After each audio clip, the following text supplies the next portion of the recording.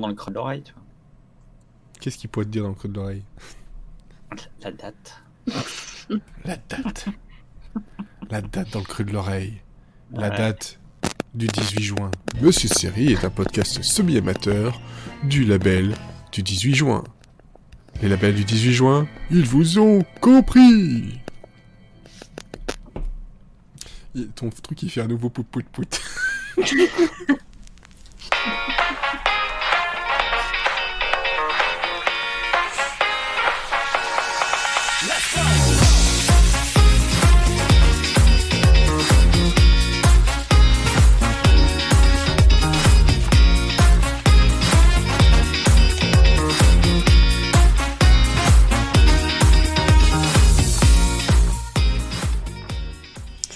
Bonsoir, bienvenue dans Monsieur Série and Friends saison 4 épisode 29.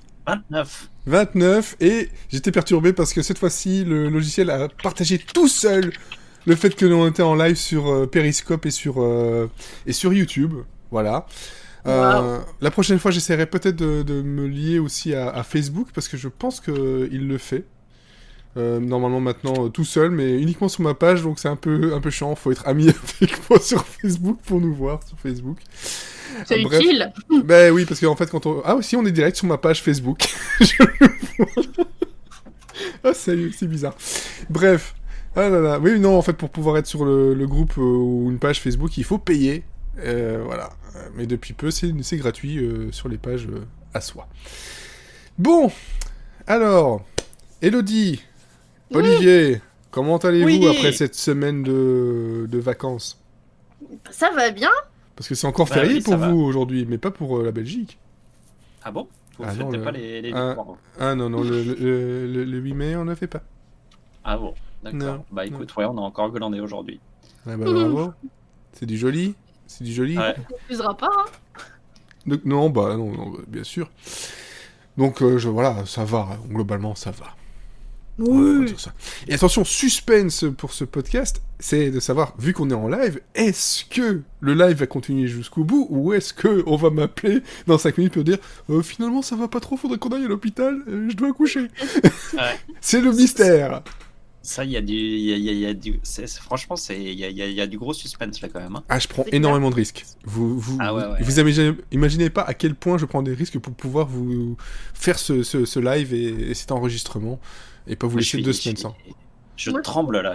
Au cas où le live se continue à l'hôpital. Voilà, j'ai mon téléphone avec, et puis c'est bon. Ça passe crème. Je sais pas. Je sais pas en fait. Moi. Bon, bref, on va se dépêcher. Voilà. Il y a des choses que j'ai pas envie de voir, tu vois. Non, mais ça sera uniquement en son. Enfin. Ah, mais même les sons, ils peuvent être, Ah oui, non, voilà. Être traumatisants. L'avoir déjà vécu, effectivement, ça peut être traumatisant quand on vit de l'extérieur. Bref. Ce qui peut être traumatisant aussi, c'est de lancer les actus, là, comme ça, à l'arrache, à sec, sans vaseline. Ah. Les actualités de ce soir vous sont proposées par Michel. Michel comment? Juste par Michel. Alors, au niveau actu, on va faire relativement rapide. Moi, je vais déjà vous dire que What We Do in the Shadows sur FXX a été renouvelé pour une seconde saison. Voilà. Ouais. Je sais que Elodie, elle était pas trop à fond dessus. Moi, ça va, Moi, ça passe. Je vais commencer demain ou après-demain. Donc, je vous dirai ça plus tard. Moi, j'y trouve mon compte, mais voilà, après, on verra si la saison 2 continue sur ce côté-là, ou si ça s'améliore niveau rythme, parce que c'est vrai que petit problème de lenteur par moment. Mais bon, jusque-là, je ne boude pas non plus mon plaisir globalement. Par contre, Olivier, je vois que tu as noté, et j'ai ajouté quelque chose aussi, tu as noté des annonces déjà un peu upfront à l'avance pour la CW. Ouais, alors c'est la CW, donc c'est, je vais dire ma source, hein, parce que rien à inventer, Jean qui annonçait là, il n'y a pas très longtemps là, sur Twitter, que la CW donc, a commandé une série Batwoman. Donc on n'a pas fini avec les séries de super-héros et de super-héroïnes. Et effectivement, tu as rajouté Nancy Drew. Oui. Il y a aussi un spin-off de Riverdale qui s'appelle Katy Keene. Donc voilà, tout ça, c'est des séries que je ne regarde pas. C'est le genre de séries que je regarde pas. Donc je pense que ça intéresse des gens. Mais moi, perso, je sais, je vais pas forcément regarder. Peut-être Batwoman, je vais peut-être jeter un œil, voir quelle tête ça a. Alors, t'as dit alors, t'étais tellement en mode bof sur le fait de dire Batwoman que ça ressemblait à Batwoman. Et là, Et ben ça, tu vois, déjà, j'aurais beaucoup plus d'envie de le voir, tu vois. Voilà. J'imagine. Si vous avez regardé Doom Patrol, le dernier épisode où il y a des méchants, comment dire, c'est des méchants culs qui attaquent, mais il y aurait une série sur eux, moi je regarderais. Mais trop. Ah bah ouais, déjà, ce serait plus cool, franchement. Et alors, il y a aussi le spin-off de Jane the Virgin qui est abandonné aussi. Voilà. Donc moi, Jane the Virgin, j'avais regardé le début, j'ai pas continué, mais je crois que les gens qui ont continué aiment beaucoup. Moi, c'était vraiment plus par manque de temps, donc voilà. Donc ils ne verront pas le spin-off de leur série préférée. Oh, c'est triste. Oui. Ça s'entend que j'en ai rien à faire, en fait. Et juste, il ajoutait là dans sa news, il ajoutait quand même que le producteur à qui on a commandé Batwoman se retrouve avec 17 séries à l'antenne. Rien que ça. Bah oui, genre, Berlanti, là, il est. Ah ouais, je sais même pas comment il fait. Bah, Et encore, écoute, il y a Arrow qui s'arrête. Oui. Ouais, mais il y en a une 18e qui devrait arriver là. Donc bon, voilà, le mec est. Il fait mieux que Bitlou. C'est clair. Je pense qu'il se cherche des excuses pour plus jamais rentrer chez lui, en fait. Ouais, c'est ça. Peut-être qu'il en a marre de ses enfants. Il en a marre de tout le monde, en fait. Je me casse. Voilà. Je me casse, je vais faire des séries. Merci. Allez, ciao. Ciao, les nazes. Oh là là, disons. Ok, ben voilà. Donc globalement, c'est ce qu'on a retenu. Et sinon, moins drôle en soi, c'est que voilà, The Good Fight sur CBS All Access a eu un petit instant de 10 secondes d'un panneau CBS a censuré ce contenu. Ça a fait rire beaucoup de monde, tout ça, mais globalement, en fait, on a appris que derrière tout ça, c'est le mieux qu'ils aient pu trouver comme arrangement entre les créateurs de la série et CBS, parce que sinon, en gros, c'était si on trouve pas d'arrangement, nous, on se casse. C'est ce qu'on vient d'apprendre aujourd'hui, c'est que voilà, il y avait une série, enfin un passage un peu animé, voilà, un petit cours animé qui apparemment attaquerait les compagnies américaines qui font un peu de tout pour avoir le côté lucratif du marché chinois. Et bah voilà, CBS a dit ah non, c'est trop touchy, on laisse pas passer ça. Et eux ils ont dit bah oui, bah nous on veut nos trucs. Allez, ils ont un peu négocié, ils se sont dit bon, au final vous mettez juste ça et finalement ça ira entre guillemets. Mais ils avaient menacé de Michel King et Robert King, donc les créateurs, de se barrer tout simplement du truc, laissant la série là comme ça, sans showrunner et peut-être même sans vie tout court, quoi. Ouais, cette histoire est quand même assez dingue, quoi. Alors, le principe de censurer est vraiment, enfin, je trouve ça assez hallucinant, surtout quand on sait quand on fait une série avec les Kings, voilà, ça va être du politiquement non correct et que c'est pour ça qu'on les prend aussi. Mais je trouve aussi que la réaction, enfin, je trouve ça vraiment couillu d'avoir mis tout le monde dans la balance et d'avoir réussi à obtenir, parce que CBS, clairement, en laissant passer ça, il se ridiculise, quoi. Enfin, l'image a fait le tour du monde et c'est eux qui finissent perdants dans l'histoire, quoi. Je trouve qu'ils finissent beaucoup plus perdants que s'ils avaient laissé passer ce que les Kings voulaient dans la série, quoi. Donc c'est très très très étonnant quand même comme situation, je trouve. Oui, parce que bon, à force, les festrisants, ils doivent connaître, quoi. Enfin, ils savent bien que s'ils censurent un truc, bah, merci Bah, Internet, ouais, ça va faire le tour. On va plus en parler que s'ils avaient juste diffusé le truc, et puis bah voilà, peut-être ça aurait peut-être fait parler pendant une journée, et puis après, c'était oublié, quoi. c'est clair. En tout cas, je trouve que vraiment les créateurs de la série sortent hyper vainqueurs et je trouve ça hyper couillu d'être allé au bout du truc, et du bras de fer et c'est presque drôle, quoi. Enfin, moi, en tout cas, ça m'a fait, ça m'a fait marrer, quoi. Oui. Enfin bref, voilà, je voulais juste ajouter ça parce que moi je regarde pas la série, j'ai juste vu ça passer et moi le côté devoir censurer pour le politiquement, on va dire, enfin pas politiquement correct, mais pour le commercialement correct, ça Non, m'emmerde plus que tout, donc voilà. c'est hallucinant que ça existe encore, quoi.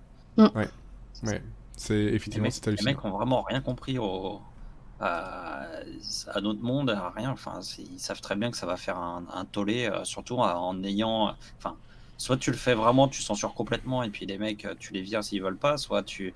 Mais laissez passer ça. Exactement. Ce carton, tu te dis, mais qui a eu cette idée? Enfin, moi, je trouve ça brillant de la part des Kings d'avoir eu cette idée, mais mais apparemment, de la part de CBS de l'avoir laissé passer. Mais apparemment, c'est là où ils sont arrivés à un accord, c'est ça. Ok, on met ça. Oui, mais c'est voilà. donc qu'ils aient eu cet accord, quoi. Enfin, moi, je trouve ça... Parce que là, CBS, ils sont complètement décrédibilisés, quoi. Enfin, c'est hallucinant. Non, clairement. Non. Clairement, ils passent pour des cons et puis, ben, attends, voilà. On va dire tant mieux qu'ils passent pour des cons. Ah bah ouais, carrément. Que ça se sache un peu, quoi. C'est super. Voilà, je pense que c'était à peu près tout. Je vois rien d'autre dans le Trello, donc pour moi, on peut passer à la suite. Ouais. De toute façon, on verra avec les upfronts, parce que là, j'ai l'impression que cette année, on peut annuler les upfronts. Hein. Tout le monde aura fait ses annonces avant la date. Ouais, voilà, il y a des annonces. Je viens de voir le trailer de Watchmen pour HBO. Ça a l'air vachement cool, d'ailleurs. Ça a l'air pas mal. Mais ouais, c'est vrai que dans les upfronts, je sens que le prochain podcast ou peut-être le prochain d'après, ça dépendra, on sait jamais. On risque d'en parler, hein, avec ou sans moi, mais je pense que le prochain sujet sera les upfronts niveau programme. L'année prochaine, on le fera en janvier. Comme ça, on sera dans les temps. Non, la dernière fois que j'ai fait ça, c'était un podcast très long et très chiant. Non, mais Souvenez-vous. C'est juste pour dire que tous les ans, en fait, ils s'en foutent de la semaine des upfronts. C'est qu'ils annoncent à partir du mois de février, puis... Je pense qu'effectivement, il y a tellement de séries maintenant que ils annoncent avant, et je vois ça dans tous les milieux, en fait. T'avais des dates avant un peu sacrées, où les choses étaient annoncées, et maintenant c'est non, moi je l'annonce avant, moi je l'annonce après, ah non, je l'annonce à un autre moment. C'est la même chose dans le jeu vidéo. Quoi. C'est la même chose dans le jeu vidéo, il faut juste que tu trouves un créneau d'attention, de temps d'attention de cerveau, en fait. C'est ça. Et ça, c'est très difficile. C'est très difficile. Et d'ailleurs, de l'attention de cerveau, est-ce qu'on en a eu besoin pour regarder notre thème Et là, j'ai fermé la page parce que je suis un imbécile. Parce que voilà, et qu'est-ce que voilà, bon, là on me l'entend en train de le taper parce que bah, je suis qu'un con. Et voilà. Mais non, faut pas dire ça. Et on va se faire striker. Oh non. C'est dans le domaine public. C'est pas le genre de YouTube. C'est dans le domaine public.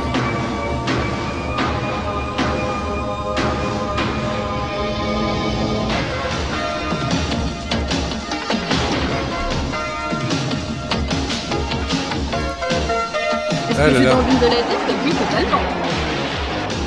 Ça fait une semaine que je le chante. Non, mais c'est vrai que j'avais totalement oublié en fait la musique du générique et dès que j'ai lancé, je me suis dit ah mais oui. Pas du tout. Oui, mais moi j'ai eu direct des frissons quoi. Je me suis dit mais j'adore cette chanson. En fait, ça fait partie des génériques, si je me trompe pas, qui viennent de Mike Post. De mémoire parce que je suis en train de réouvrir de toute façon mon autre page, mais ça fait partie de ces génériques de ces années-là, comme une autre série que j'ai mis sur le Trello dont on parlera peut-être d'ici quelques épisodes, qui est un flic dans la mafia. tu reconnais ce son-là. T'as Magnum, même chose, tu le reconnais. T'as truc un peu énervé à la guitare, et puis hop, vite un petit peu de piano. C'est toujours la même construction.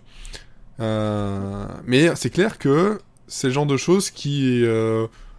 on a encore, hein, voilà, on a encore des génériques... des génériques dans ce genre-là qui sont voilà, qu'on peut retenir, qu'on va fredonner, mais J'ai même envie de dire que ça revient justement. Il y a une période oui, où c'était totalement... des écrans titres. Voilà, hop, tiens, dans ton écran titre. Et maintenant, c'est vrai que ça revient vachement, les super thèmes, les trucs qui te restent vraiment en tête, où quand tu lances la série, tu te dis, ah ouais, c'est ça, quoi. Je suis en train de regarder cette série-là, quoi. Voilà, ben je confirme, donc c'est bien Mike Post et Pete Carpenter, voilà. Parce que oui, c'est ça, ils sont deux. Ils sont deux, mais de toute façon, on va dire que le gars principal là-dessus, c'est Mike Post, avec, voilà, on avait déjà parlé, je pense, de lui dans un truc spécial générique. Voilà, le Rebelle, c'était lui, Hill Street Blues, c'était lui, Rockford Files, c'était lui. Enfin, voilà, si vous regardez juste son nom, l'agence Twisk et bien d'autres, voilà, Mike Post, il y a moyen d'avoir une sacrée collection de génériques connus et reconnus, même si vous n'avez jamais vu la série. Il y a des sons, vous dites, ah oui, tiens, ça me dit quelque chose, ça. Et puis, il a son son à lui, quoi. Très, très typique, en tout cas, dans ces années 80. Ouais, et puis c'est vraiment... C'est dingue comme l'identification, elle joue vachement sur ces musiques-là, parce que moi, franchement, quand j'ai lancé l'épisode, franchement, je me suis retrouvé en train de bouffer le dimanche après-midi avec mes parents. C'était vraiment... La mémoire musicale. J'avais le goût du gigot et de la patate, enfin, un truc de malade. C'est vraiment la petite Madeleine de Proust. Pourtant, je suis pas quelqu'un de nostalgique, mais ça a vraiment accompagné toute mon enfance et tous mes dimanches. Et c'est aux premières notes de la musique, c'était poum, je suis revenu là, quoi. C'était tellement ça. Et puis après, je me suis endormie. Mais pareil qu'à l'époque, hein. Oui. Ça passait lors de la sieste. On digérait, quoi. Bon, mais je la regardais à la même heure que d'habitude. Bon, bref, là c'est donc Rick Hunter, hein, ou juste Hunter, ou Rick Hunter Inspector Shock, selon. Inspector Shock. Moi, je préfère Inspector Shock. Ouais, voilà. À quoi ça sert de rajouter ça ? C'est bien aussi. C'est une série qui a été créée par Frank Lupo, oui. Voilà, qui date de 84, qui a duré pendant 7 saisons. Tu parlais du générique de l'agence Touriste. Franck Lupo, il était scénariste de l'agence Touriste aussi. Oui, mais de toute façon, je pense que dans ces périodes-là, il y avait toujours des petites accointances entre eux. Un peu consanguin, quoi. Ouais, c'est pas le terme que j'aurais utilisé, mais ouais. Voilà, on va dire ça, c'est bien. et surtout à la production, quelqu'un que l'on connaît surtout pour ces séries-là, les séries policières et arabesque aussi, si je me trompe pas, Stephen J. Cannell, voilà, avec son fameux logo, le gars qui est en train de taper à sa petite machine à écrire et qui lance la feuille qui va former son logo.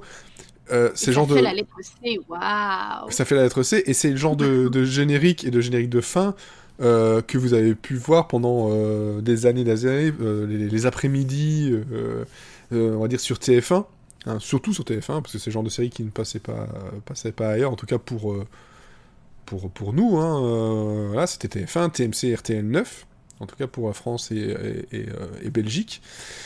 Donc c'est 7 saisons, donc 156 épisodes, voilà, au total, dont 152, 153, je crois, un truc comme ça, qui est ça dure 42 minutes, hein, c'est un procédural flic le plus basique possible, voilà, avec un pilote d'une heure et demie.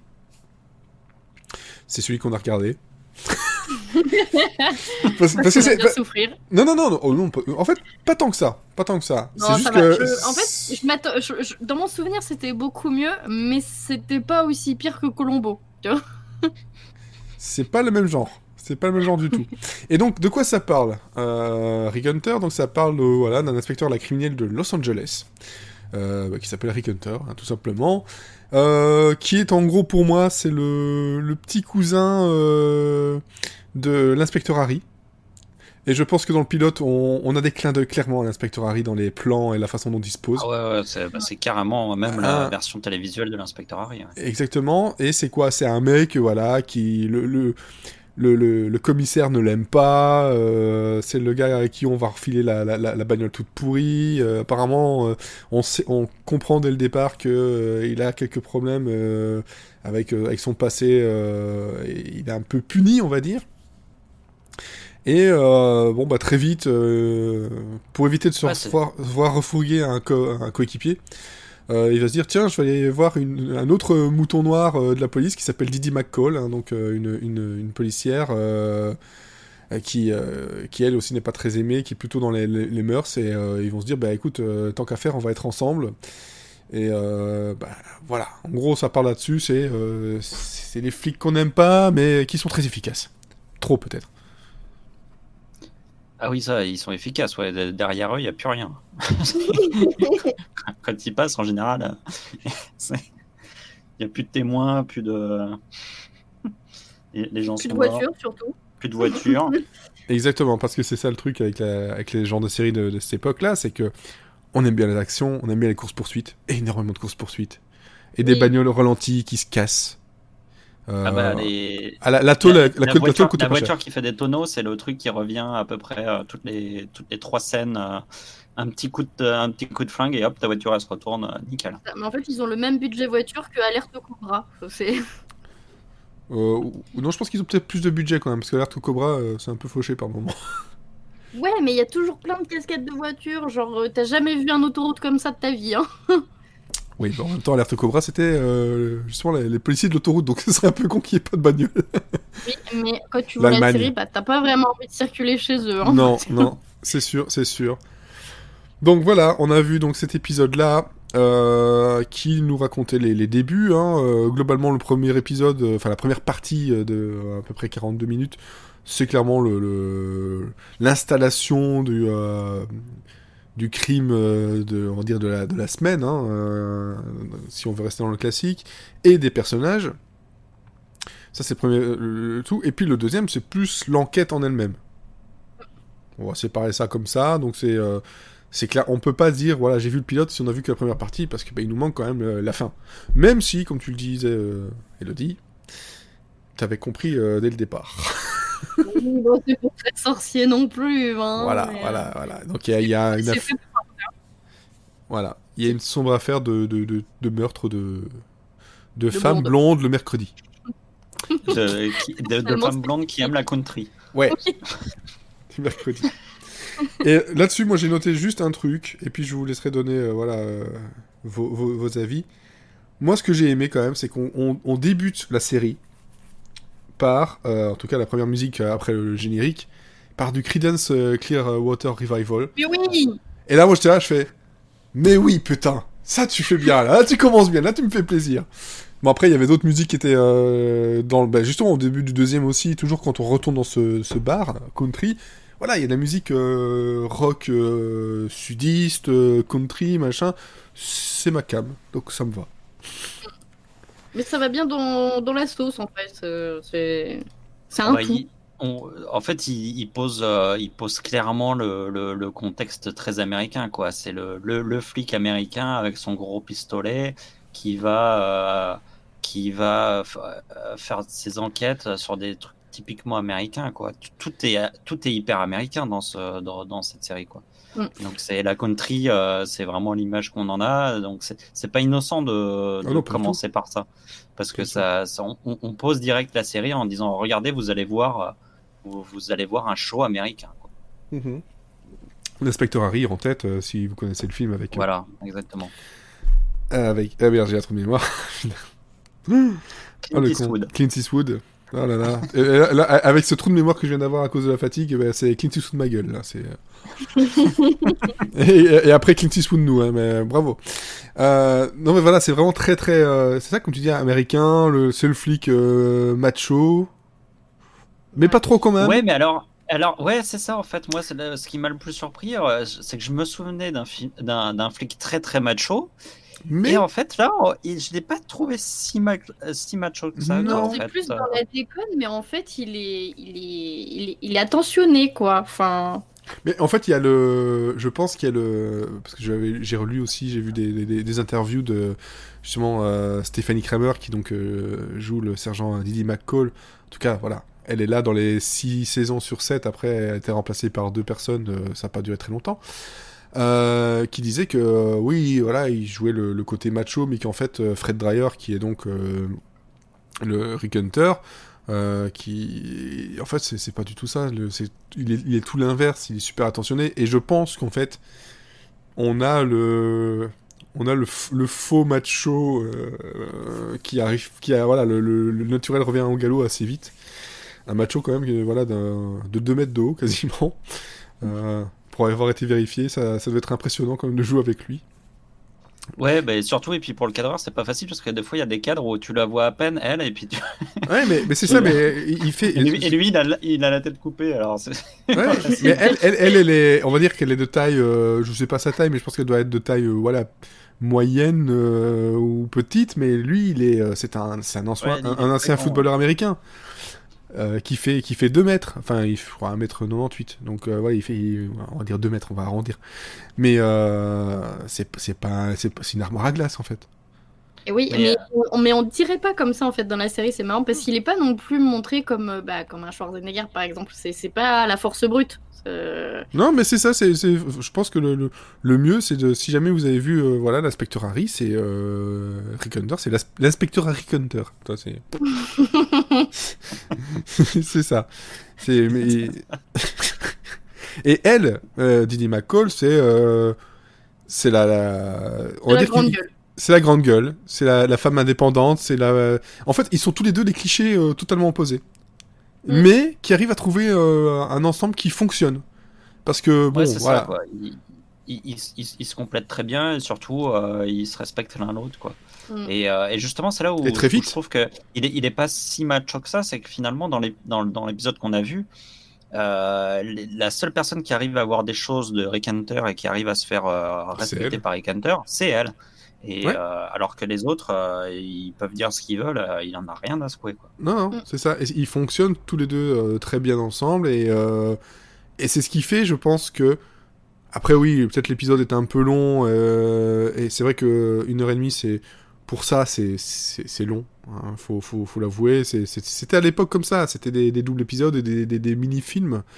Mais malgré tout, dès le départ, le truc fonctionne. L'ambiance fonctionne. Il y a de l'humour. Il y a de l'action. Il a sa catchphrase. Je crois qu'il l'utilise, mais je crois toutes les 5 minutes. Ouais, Voilà, c'est works for me, ça marche pour moi. ça marche pour moi. Voilà. En Bon, français, c'est pas ouf, mais oui, en français, c'est Yves Régnier qui jouait merde, un autre flic. Commissaire Moulin. Et voilà. Donc, la voix française de Rick Hunter, c'est Commissaire Et Moulin. qui, Donc, qui était un peu un Rick Hunter français, hein, parce que qui était pareil, c'était une grande gueule, rebelle, ouais, mais à la que française, personne quoi. n'a. ouais, pas le même charme, pas le même rendu. Non, mais C'est pas à le même l'époque, poil. moi, je regardais je regardais le commissaire Moulin à l'époque, c'était ça détonnait un peu par rapport aux autres séries françaises, Ah quand non, même. c'est sûr, c'est sûr. C'est- Par rapport à tu- Julie Esco ou ce genre de choses, effectivement. Ça... Ah ouais, là, tu te prenais une petite claque, quoi. Mais Non, sinon, t'avais Navarro. Navarro, j'écoute. ouais, bah, c'est pas Navarro, quoi. Moi, j'aimais bien Navarro. Ouais, bah, on va se faire regarder le pilote et tu vas nous en parler, tiens. Non, Tu- bah non, non, non. Non, mais non, Je peux non, rester si. sur mon souvenir. Effectivement. Bon, ben voilà, en gros, l'épisode en lui-même, il casse pas 3 pattes à un cafard, c'est pas mauvais, Ça se regarde quand même. ça se regarde, ça a vieilli, mais par contre, effectivement, c'est quelque chose à... Ça n'a pas la même saveur quand on la regarde en version française, du tout, qu'en en VO. Je sais bien qu'on a l'habitude de le dire, mais il y a des choses qui passent très bien en français en général, et moi ça me dérange vraiment pas de regarder en VF, je suis vraiment pas contre du tout. Mais là, je connaissais que cette version-là, et j'ai découvert aussi, parce que voilà, j'ai regardé un peu aussi en VO, franchement, la version VO, voilà, il est beaucoup plus dans son rôle. Il est beaucoup moins non, mais guignol c'est clair. par moment, donc. Mais Bah, ça reste.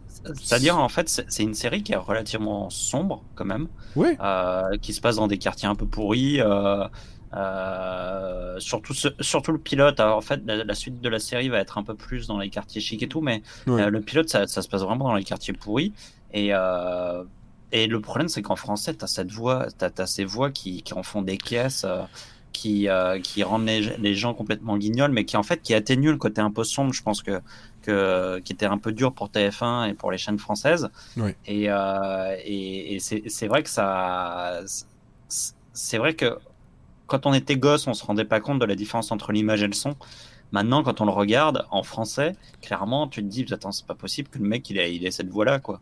Donc, Ouais, d'autant plus que, tout comme moi, donc voilà, toi, t'as découvert Cheers. Dans Cheers, il fait un passage, Ouais. même plus qu'un passage d'ailleurs. Il joue aussi un macho. plus macho dans Cheers que dans Rick Hunter. Ouais, tout à fait, ouais.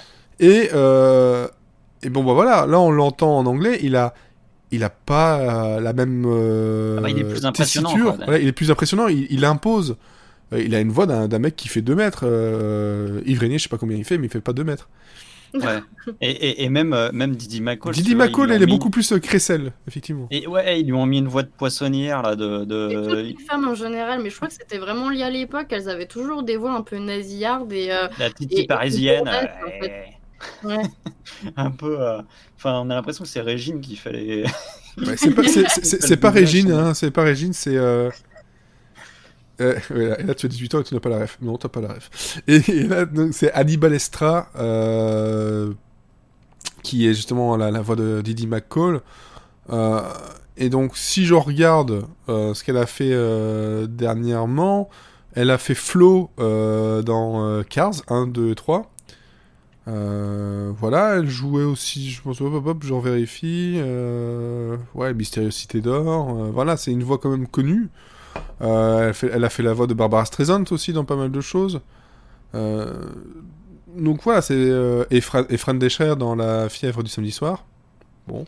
Vous voyez, ouais, c'est vrai que c'est typique de cette période-là. Et puis maintenant, bah, c'est des voix de ouais, qui se trouvent sur des séries animées ou des films animés, mais Parce plus que c'est film très que ça, quoi. particulier, donc pour un personnage animé, ça marche, ça fonctionne. Exactement, voilà. Mais c'est vrai qu'il y a le côté, ouais, la Titi parisienne, comme tu disais.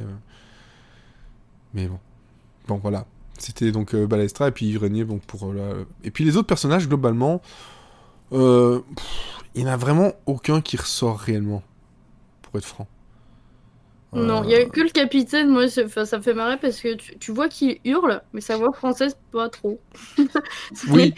Il avait pas assez de force.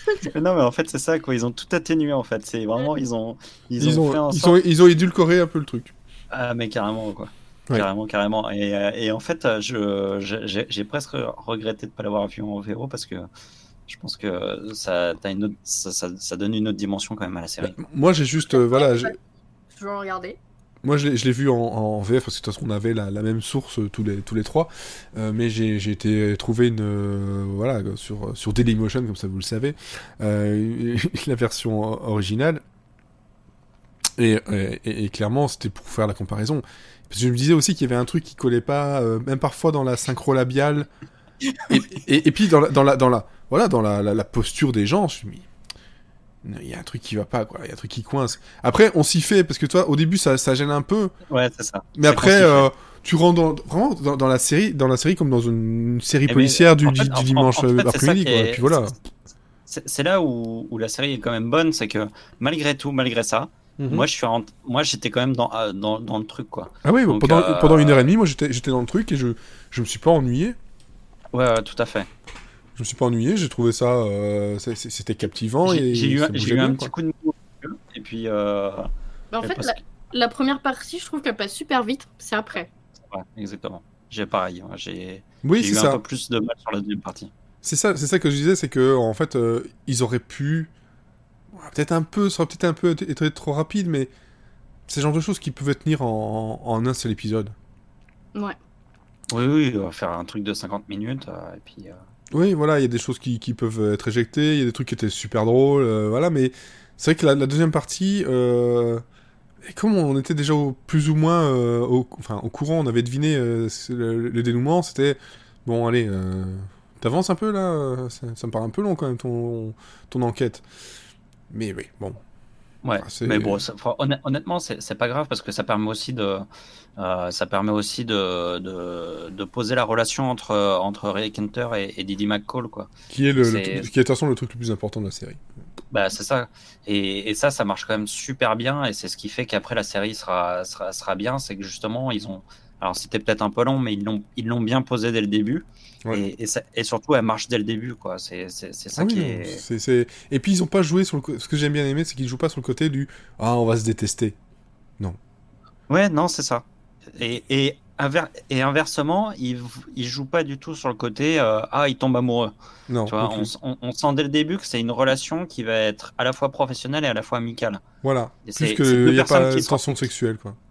c'est deux personnes qui se ressemblent Mm. et finalement après ils vont jouer, tu vois, sur des petits trucs, sur des ambiguïtés, justement l'amitié entre hommes et femmes. Ils vont jouer sur des allusions, sur et tout, mais ils vont jamais rentrer dans le truc ah bah peut-être que ce sera un couple à la fin de la saison, peut-être pas, machin et tout.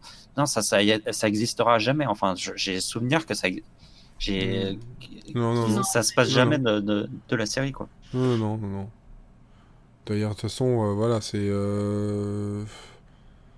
au bout de 6 ans, donc au bout de la dernière saison, comme je disais, voilà, il y a deux personnes qui vont remplacer Didi McCall, hein, Chris Novak et Joe Molinsky. Euh, mais parce elle part elle part de la série directement, voilà, elle quitte la police. McCall quitte la police tout simplement. Mais il n'y a Ouais. pas eu de, ils sont en couple machin, il n'y a pas eu d'effet moonlighting, il n'y a rien du tout là-dessus quoi. Donc et ça c'est très agréable et ça gâche pas la dynamique. Non, au contraire, parce que là, du coup, on se concentre vraiment sur le principal, parce que finalement, à la fois, c'est la dynamique entre les deux, mais aussi et surtout les enquêtes, quoi. Il y avait toujours un... Tu joues toujours à essayer de deviner qui est le meurtrier, puisque de toute façon, c'est fait pour que tu aies deviné au bout d'un quart d'heure, quoi. Ouais. Donc c'était le principal. On va à l'essentiel, quoi. Effectivement, effectivement. Et donc, en allant à l'essentiel, je pense qu'on a fait l'essentiel de Rick Hunter, en tout cas le pilote, qui globalement nous a laissé voilà, une bonne impression malgré quelques longueurs. Ouais, moi Et ça m'a fait franchement plaisir de le voir. C'est ouais, clair. voilà, Ça rappelle des souvenirs. exactement. Et donc, on va passer aux recommandations.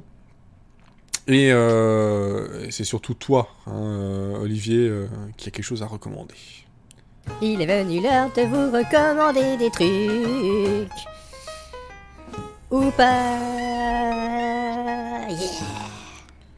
Et juste avant que tu ne commences avec ta recommandation, parce qu'elle va être plus longue que moi, juste, voilà, The Orville, saison 2, saison 1, dès que ça arrive sur Warner TV, dès que vous avez une VHS qui vient de votre oncle aux États-Unis, regardez cette série-là, laissez de côté Star Trek, Oui, je veux la voir. regardez cette série, parce que c'est touchant, c'est drôle, c'est plein d'action, on sent qu'il y a des moyens qui ont été mis dans les tensions, c'est vachement bien écrit, vachement bien joué.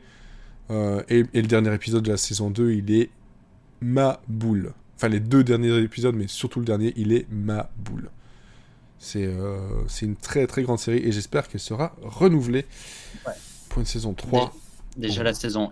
la saison 1 était quand même super, vraiment, vraiment super, quoi. Ah, la première saison était super, la 2, elle a continué sur sa montée, quoi. Elle n'a pas explosé, elle a, voilà, de façon constante, elle montait en puissance et en qualité.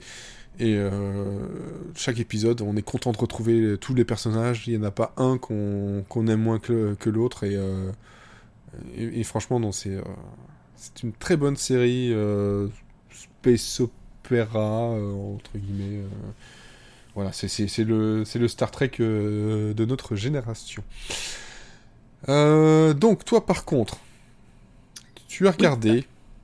Alors, moi, j'ai regardé ABC contre Poirot, ABC contre Poirot, qui va être diffusée. Donc c'est une mini-série qui va être diffusée à partir de demain sur Canal+. Ouais. Et donc j'ai eu l'occasion de la voir avant. Et voilà, donc j'ai plutôt aimé. Alors, donc évidemment, c'est tiré des romans d'Agatha Christie, des fameux romans Hercule Poirot. Et, c'est pas contre un donc, légume? il est pas loin du légume, là, Hercule Poirot, Ah, merde. justement. Ah, merde. Il est vraiment pas loin, là.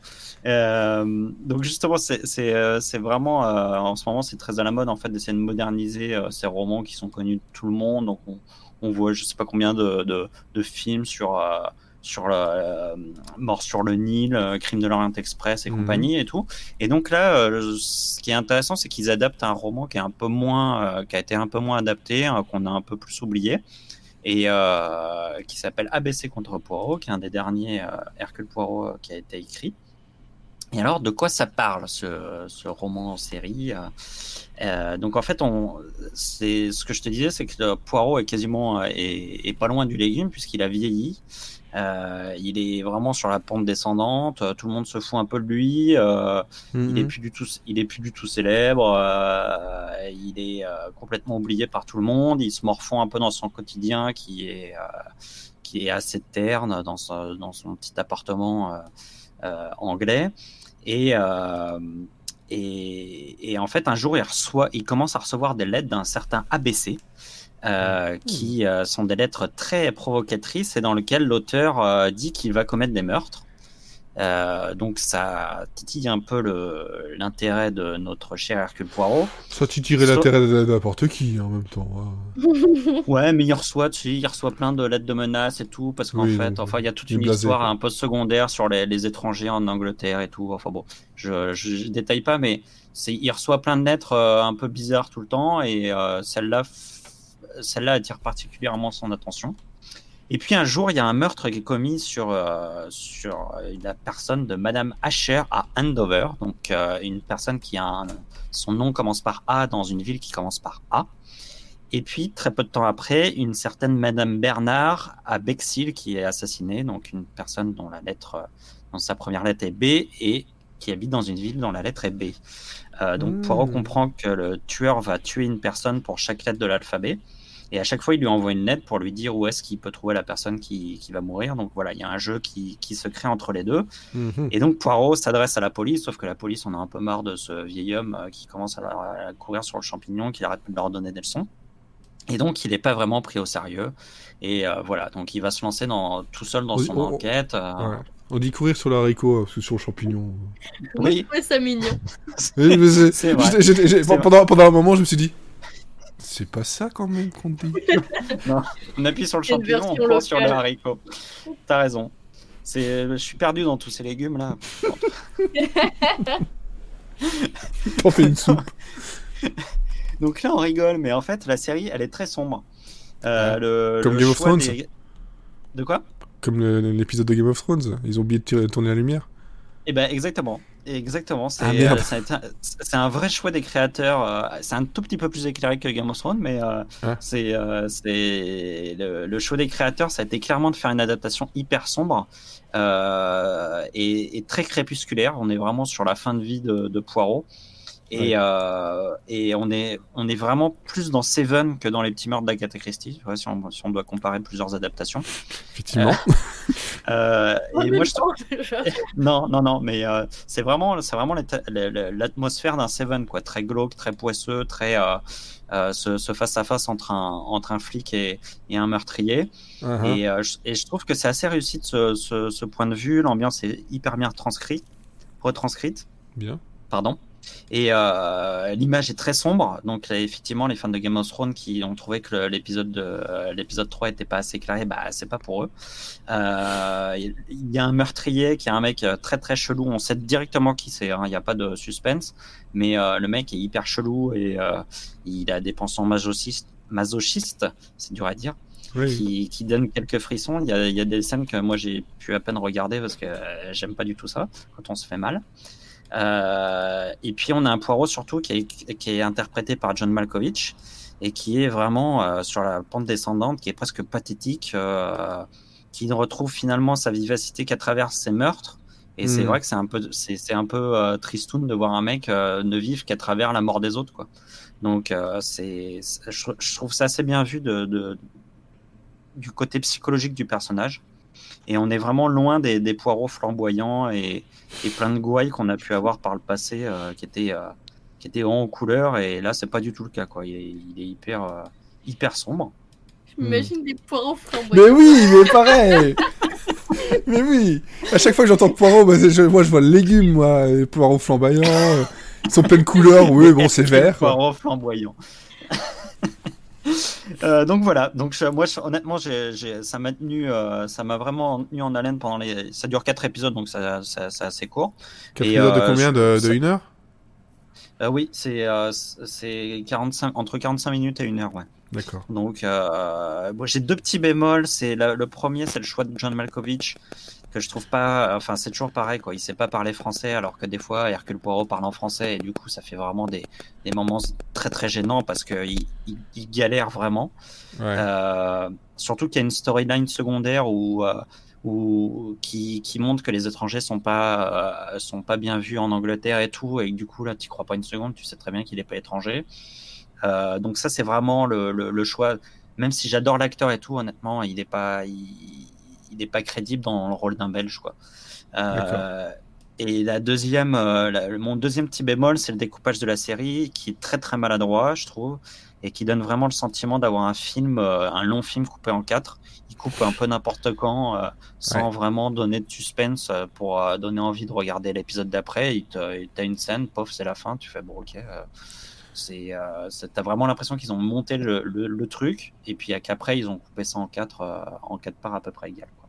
Donc voilà. Ouais, bah ça m'étonnerait pas, c'est un peu l'habitude maintenant. On va couper le film. Mais voilà, à part ces 2 petits bémols, franchement, c'est vraiment bien. Ça donne un vrai coup de fouet au roman que j'avais un peu oublié. Et je trouve le côté Seven très vraiment assez étonnant à voir, quoi.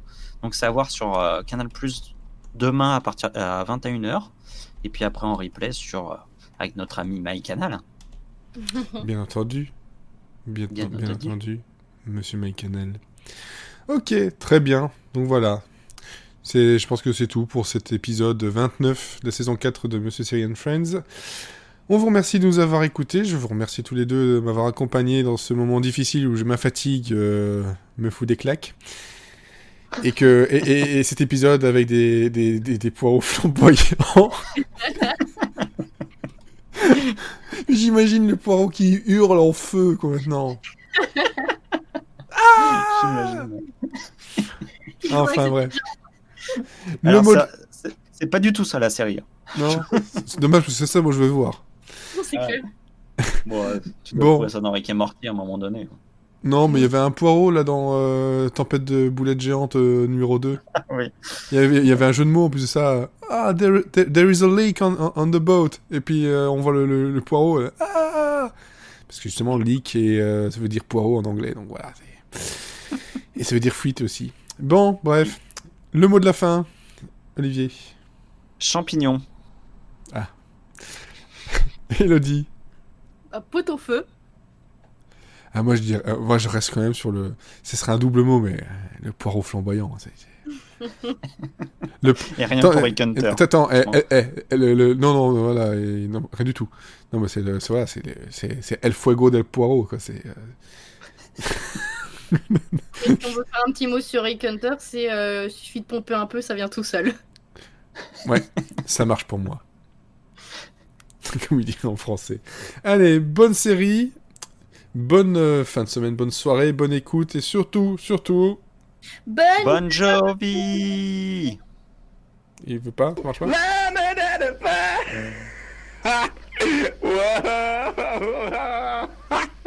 We're halfway there. Whoa, lizard on a track.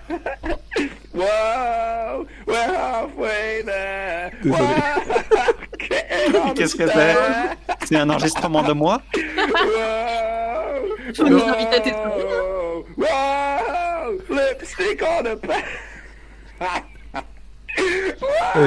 Ciao. Ouais.